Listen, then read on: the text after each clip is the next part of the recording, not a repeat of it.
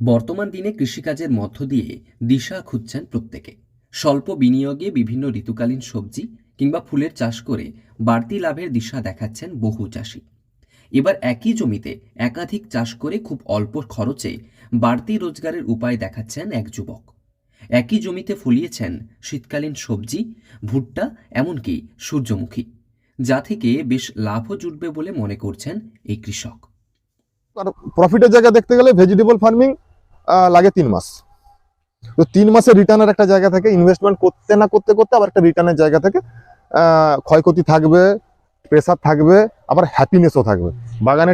পশ্চিম মেদিনীপুরের পিংলার জামনা এলাকার শান্তন সামন্ত একই চাষের জমিতে মিশ্র চাষ করে লাভের মুখ দেখছেন। তিনি বেশ কয়েক ডেসিমেল জায়গাতে একই সঙ্গে লাগিয়েছেন বাঁধাকপি, ভুট্টা ও সূর্যমুখী। চাকরি কিংবা ব্যবসা নয়, কৃষিকাজ করে মালামাল হতে পারবেন আপনি। কিভাবে সম্ভব তা করে দেখাচ্ছেন পিংলার এই যুবক। এদিকে পাতাকপি আছে, সাথে সূর্যমুখী করেছি আমি। ঠিক আছে, সাথে সূর্যমুখী করেছি। এবারে এটা আমার কাছে, এটা আমি নতুন করেছি একটা ভাবনা চিন্তা করে, যে পাতাকপি তো যেটা ভাবলাম আমি, যে পাতাকপি তো ও তো নিচে থাকবে, সূর্যমুখী গাছ সিঙ্গেল স্টিম হয়। তো ভুট্টাকে করেছিলাম অল্প করে। তো এই জায়গাতে করা হচ্ছে কি, যে আমার যতটুকু আছে রিটার্ন, তো যেহেতু এটা ইন্টারক্রপ মডেলে থাকতেছে, মেন ধরেন আমার সূর্যমুখী না, মেন হচ্ছে পাতাকপি। তো পাতাকপির জায়গাতে আমি যতটুকু এই জায়গাটা থেকে ধরেন, এই যে টোটাল এরিয়াটা যেটা দেখছেন, টোটাল এরিয়াতে আমি যতটা, আমার কাছে সূর্যমুখী যতটুকু বেরোবে ততটাই কিন্তু আমার কাছে এক্সট্রা প্রফিট, বিকজ আমি এর জন্য একটা টাকা এক্সট্রা কোনো খরচা করিনি। শান্তনু মাত্র কয়েক ডেসিমেল জায়গাতে শুরু করেছিলেন কৃষিকাজ। এখন বিজ্ঞানসম্মত উপায়ে মিশ্র চাষ করে লাভের দিশা দেখাচ্ছেন সকলকে। তিনি প্রায় 3 একর জায়গাতে লাগিয়েছেন বাঁধাকপি, ভুট্টা ও সূর্যমুখী।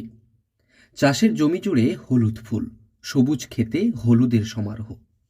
প্রায় 500 থেকে 600 গাছ লাগিয়েছেন সূর্যমুখীর। ফুল নয়, মূলত সূর্যমুখীর বীজ পাওয়ার জন্য তার এই চাষ।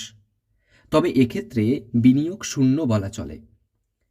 জানা গিয়েছে, জমিতে যেহেতু মিশ্র চাষ করছেন শান্তনু, তাই বাঁধাকপির জন্য ব্যবহৃত সার ওষুধেই দিব্যি বড় হচ্ছে সূর্যমুখীর গাছ, যার জন্য প্রয়োজন নেই বাড়তি খরচের। স্বাভাবিকভাবে বেশ কয়েক মাস পরেই এই মিশ্র চাষ করে সূর্যমুখীর গাছ থেকে বেশ লাভও জুটবে তার। এর জন্য একটা টাকা এক্সট্রা কোনো খরচা করিনি, এর জন্য 1 টাকা এক্সট্রা খরচা করিনি, শুধুমাত্র বীজের টাকা, যা সার, কপি সার, আচ্ছা যা বীজ, কফির বীজ। কিন্তু তারপরেও এখানে ধরেন যেটাই আসবে, এবার আমি একটা আমার বাড়িতে পাখি ছিল, তো ওর জন্য সূর্যমুখীর বীজ আনতে গেছিলাম, দেখলাম সম্ভবত 110 বা 20 টাকা করে কিলো নিল আমার কাছে। এমন এত দাম! তো তখন থেকে মনের মধ্যে একটা ছিল যে একটু করে দেখি কেমন হয়, কেমন কি ফলন হয়। তো পরে এই ফার্স্ট আমি লাগিয়েছি।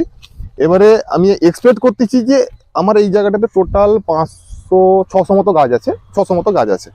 তো 600 গাছে যদি বেশি না, আমি যদি 50 গ্রাম করেও পাই, একটা এটা দানাটা 50 গ্রাম করে যদি পাই, তাহলে 30 কিলো মোটামুটি একটা দানা পাচ্ছি। তো 30 কিলো বাজারের দাম যদি 80 টাকা করেও হয়, তাহলে 2000-2500 টাকার কিন্তু আমার একটা এক্সট্রা এখান থেকে কিন্তু ইনকাম থাকতেছে। প্রসঙ্গত, বাজারে সূর্যমুখীর বীজ প্রায় 100 টাকারও বেশি কেজি দরে বিক্রি হচ্ছে। 500 থেকে 600 গাছে পাওয়া সেই বীজ বিক্রি করে এককালীন বেশ কয়েক হাজার টাকা পর্যন্ত লাভের আশায় রয়েছেন এই কৃষক। প্রাথমিকভাবে মাল্টি ক্রপ হিসেবে তিনি এই চাষ শুরু করেছেন। পরবর্তীতে বিজ্ঞানসম্মত উপায়ে মাটিকে কৃষির উপযোগী করে তুলে মাল্টি লেয়ারে চাষাবাদের ভাবনা রয়েছে তার।